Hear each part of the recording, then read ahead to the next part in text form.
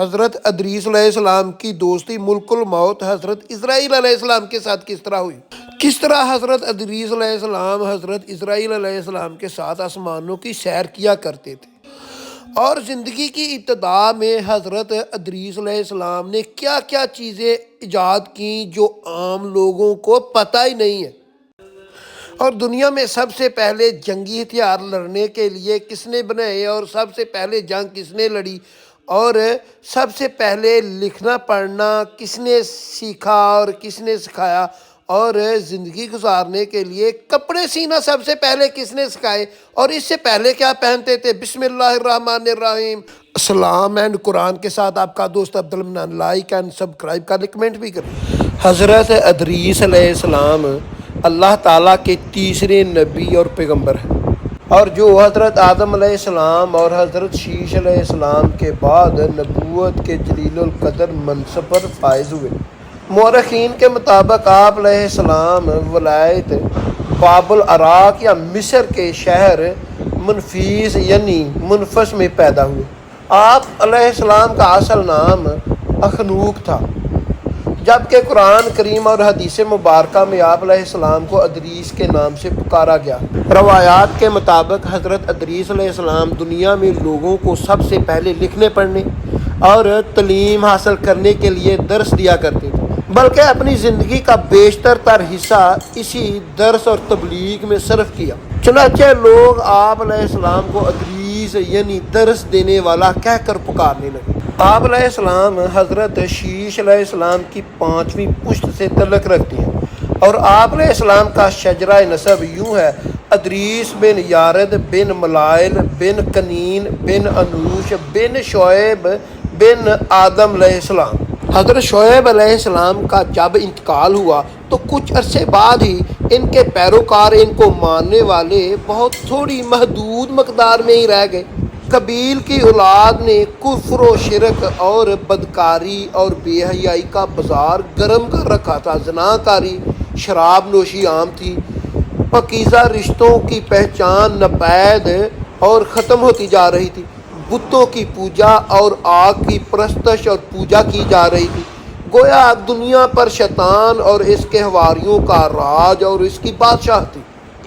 حضرت آدم علیہ السلام اور حضرت شعیب علیہ السلام کی قائم کردہ شرعی حدود اور احکامات الہی کو پامال کیا جا رہا تھا، اور یہی وہ وقت تھا جب اللہ جل شانہ نے اس بگڑی ہوئی قوم میں ایک نبی مبعوث کرنے کا بھیجنے کا فیصلہ کیا، اور اس عظیم منصب کے لیے حضرت شعیب علیہ السلام کی نسل سے حضرت ادریس علیہ السلام کا انتخاب کیا۔ حضرت ادریس علیہ السلام میں وہ تمام خوبیاں پائی جاتی تھیں جو اللہ کے نبی میں ہونی چاہیے۔ آپ علیہ السلام حضرت آدم علیہ السلام کے دین کے پیروکار، نہایت عبادت گزار، مکتی پرہیزگار اور انتہائی سچے انسان تھے۔ نبوت کے منصب پر فائز ہوتے ہی آپ علیہ السلام نے اپنی قوم کو بھٹکے ہوئے لوگوں میں واعظ و تبلیغ کا کام شروع کر دیا۔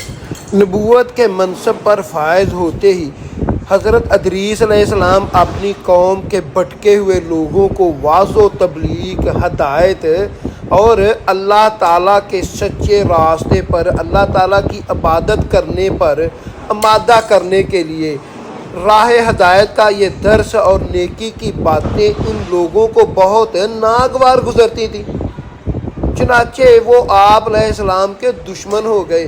آپ علیہ السلام اور آپ علیہ السلام کے پیروکاروں کو طرح طرح کی اذیتیں دینے لگے، تنگ کرنے لگے، پریشان کرنے لگے، یہاں تک کہ آپ علیہ السلام کی ان کی اذیتیں رسانیوں سے تنگ آ کر بابل سے ہجرت کا ارادہ کر لیا، اور اپنے پیروکاروں کو اپنے اس فیصلے سے آگاہ کر دیا کہ ہم ہجرت کر جائیں گے۔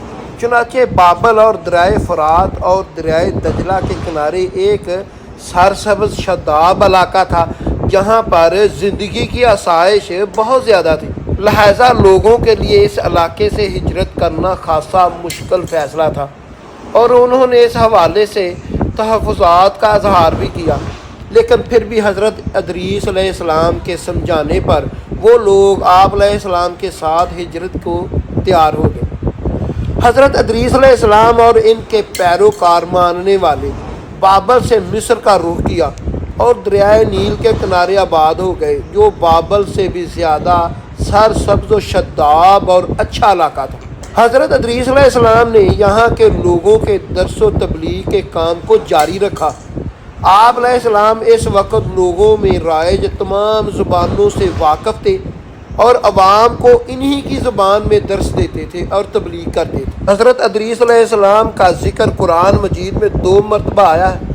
سورۃ مریم میں اللہ تعالیٰ ارشاد فرماتا ہے کہ اس کتاب میں ادریس کا ذکر بھی کیجیے، بے شک وہ بڑے سچے نبی تھے اور ہم نے ان کو بلند رتبے تک پہنچایا۔ سورۃ مریم میں نیز سورۃ انبیاء میں اللہ تعالیٰ نے فرمایا اور اسماعیل اور ادریس اور ذوالکفل کا بھی تذکرہ کیجیے، یہ سب احکامات الہی پر ثابت قدم رہنے والے لوگوں میں سے تھے۔ سورۃ الانبیاء قرآن کریم کی معروف مسند تفسیر معروف القرآن کے مطابق حضرت ادریس علیہ السلام حضرت نوح علیہ السلام سے 1000 سال پہلے پیدا ہوئے۔ روح المعانی بحوالہ مشترک حاکم اللہ تعالیٰ نے آپ علیہ السلام کو نبوت کے مرتبے پر سرفراز فرمایا اور آپ علیہ السلام پر 30 صحیفے نازل کیے۔ حضرت ادریس علیہ السلام وہ پہلے انسان ہے جنہیں علم النجوم اور حسابے طور پر معجزہ عطا کیا گیا۔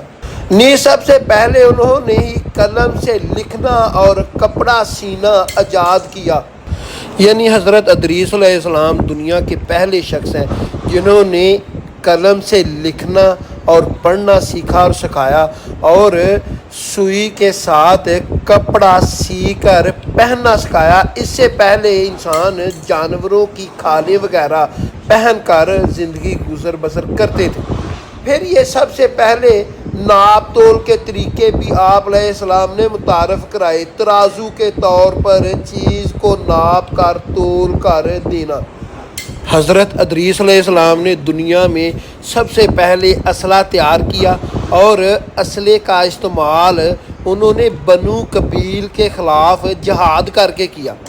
معاویہ بن حاکم سلمی رضی اللہ تعالیٰ عنہ سے مروی ہے کہ انہوں نے حضور صلی اللہ علیہ وآلہ وسلم سے رامل کے بارے میں سوال کیا کہ یہ کیا ہے؟ یہ ایک ایسا علم ہے جس میں ریت پر مخصوص لکیریں کھینچ کر کچھ معلوم کیا جاتا ہے۔ تو رسول اللہ صلی اللہ علیہ وآلہ وسلم نے ارشاد فرمایا یہ ایک پیغمبر تھے جنہوں نے یہ لکھا، لہٰذا جس شخص کا خط ان کے موافق ہو جائے تو اچھا ہے۔ علماء تفسیر فرماتے ہیں کہ پہلا شخص جس نے تبلیغ دین کے لیے وعظ و خطاب کا سلسلہ شروع کیا وہ حضرت ادریس علیہ السلام تھے۔ حلال بن پارس کہتے ہیں کہ حضرت ابن عباس رضی اللہ تعالیٰ عنہ نے حضرت کعب سے پوچھا کہ قرآن پاک میں ایسی آیات اور ہم نے ان کو اونچی جگہ اٹھا لیا کا کیا مطلب ہے؟ تو حضرت کعب رضی اللہ تعالیٰ عنہ نے فرمایا اللہ تعالیٰ جل جلالہ نے حضرت ادریس علیہ السلام کی طرف سے وحی بھیجی کہ میں تمہیں ہر روز تمام بنی آدم کے اعمال کے برابر درجات عطا کرتا ہوں۔ اس سے مراد اس زمانے کے تمام نبی آدم ہیں۔ حضرت ادریس علیہ السلام نے چاہا کہ پھر تو اعمال میں اور اضافہ ہونا چاہیے، لہٰذا جب ان کے پاس فرشتے آئے تو انہوں نے وحی کا ذکر کرتے ہوئے کہا میں چاہتا ہوں کہ ملک الموت سے بات کروں اور پوچھوں کہ کب تک میری زندگی باقی ہے۔ فرشتے نے حضرت ادریس علیہ السلام کو اپنے پروں پر اٹھایا اور انہیں لے کر آسمان کی طرف بلند ہو گیا۔ جب وہ چوتھے آسمان پر پہنچے تو ان کی ملک الموت سے ملاقات ہوئی جو نیچے اترنے والے تھے۔ حضرت ادریس علیہ السلام کے دوست فرشتوں نے ملک الموت سے حضرت ادریس علیہ السلام کے بارے میں ذکر کیا تو اسرائیل نے پوچھا حضرت ادریس علیہ السلام کہاں ہیں؟ فرشتے نے جواب دیا وہ میری پشت پر ہے۔ اس پر ملک الموت نے حیرت کا اظہار کرتے ہوئے کہا واہ کیا بات ہے، مجھے پروردگار کی طرف سے کہہ کر بھیجا گیا تھا کہ حضرت ادریس علیہ السلام کی روح چوتھے آسمان پر قبض کر لو۔ میں نے سوچا وہ تو زمین پر ہے، ان کی روح چوتھے آسمان پر کیسے قبض کروں گا؟ ابھی سوچو بچار میں تھا کہ زمین پر اتر رہا تھا کہ تم انہیں لے کر چوتھے آسمان پر آ گئے، پھر ملک الموت نے ان کی روح قبض کر لی۔ جب حضرت ادریس علیہ السلام نے جنت اور دوزخ کی سیر کر کے جنت میں گئے تو پھر کیا معاملہ ہوا؟ ریاضت الاصفا کے مصنف تحریر کرتے ہیں کہ حضرت ادریس علیہ السلام کثرت سے اللہ تعالیٰ کی حمد و ثنا اور عبادت میں مصروف رہتے تھے۔ اسی وجہ سے فرشتے نہایت محبت اور عقیدت اور احترام کی نظروں سے دیکھتے تھے۔ فرشتے ان کے پاس آتے جاتے اور ان سے محبت سے بیٹھا کرتے تھے۔ چنانچہ ایک مرتبہ حضرت اسرائیل علیہ السلام اللہ سے اجازت لے کر انسانی شکل میں بہت دیر تک ان کی صحبت میں حاضر رہے، بیٹھے رہے۔ حضرت ادریس علیہ السلام کو جب معلوم ہوا کہ یہ کوئی فرشتہ نہیں بلکہ حضرت اسرائیل علیہ السلام ہے اور روح قبض کرنے کی خدمت پر مامور ہیں، تو آپ علیہ السلام نے ان سے فرمایا، میرا دل چاہتا ہے کہ تم مجھے موت کا ذائقہ چکھاؤ۔ اس پر حضرت اسرائیل علیہ السلام نے اللہ تعالیٰ کی اجازت سے ان کی روح نکالی اور پھر واپس کر دی۔ اس کے بعد حضرت ادریس علیہ السلام نے ان سے فرمایا، میرا دل چاہتا ہے کہ میں جنت اور دوزخ دیکھوں۔ چنانچہ حضرت اسرائیل علیہ السلام نے اللہ تعالیٰ سے اجازت لے کر انہیں دوزخ دکھائی اور وہ دوزخ دیکھ کر جنت میں آ گئے اور بہت دیر تک وہاں کے مناظر دیکھتے رہے۔ آخر حضرت اسرائیل علیہ السلام نے عرض کی کہ اب آپ واپس تشریف لے چلیے، مگر حضرت ادریس علیہ السلام نے جواب دیا کہ جب تک جنت و دوزخ کا پیدا کرنے والا مجھے یہاں سے جانے کا حکم نہیں دے گا اس وقت تک میں یہیں رہوں گا۔ چنانچہ اللہ تعالیٰ نے ایک فرشتے کو مقرر فرمایا کہ ان کے درمیان فیصلہ کر دے۔ حضرت اسرائیل علیہ السلام نے اس فرشتے کو پوری صورتحال بتائی۔ پھر حضرت ادریس علیہ السلام نے فرمایا، میں قانون خداوندی کے مطابق موت کا ذائقہ چکھ چکا ہوں اور اب جنت میں آ گیا ہوں، کیونکہ اللہ تعالیٰ نے فرمایا یعنی ہم تم کو اس سے نہیں نکالیں گے، لہٰذا میں یہاں سے نہیں جانے والا۔ حضرت کعب بن احبار کی روایت ہے کہ فرشتے نے اللہ تعالیٰ کے حکم سے فیصلہ کیا کہ اچھا آپ علیہ السلام چھٹے آسمان پر رہیے اور فرشتوں کے ساتھ عبادت کی۔ چنانچہ حضرت ادریس علیہ السلام چھٹے آسمان پر فرشتوں کے ساتھ عبادت میں مشغول رہتے ہیں۔ حضرت انس رضی اللہ تعالیٰ عنہ بیان کرتے ہیں کہ جب نبی کریم صلی اللہ علیہ وآلہ وسلم معراج کی رات چوتھے آسمان پر پہنچے تو وہاں آپ صلی اللہ علیہ وآلہ وسلم نے حضرت ادریس علیہ السلام سے ملاقات کی، جنہوں نے حضور صلی اللہ علیہ وآلہ وسلم کو دیکھ کر فرمایا، مرحبا صالح کا بھائی اور صالح نبی۔ ابن کثیر۔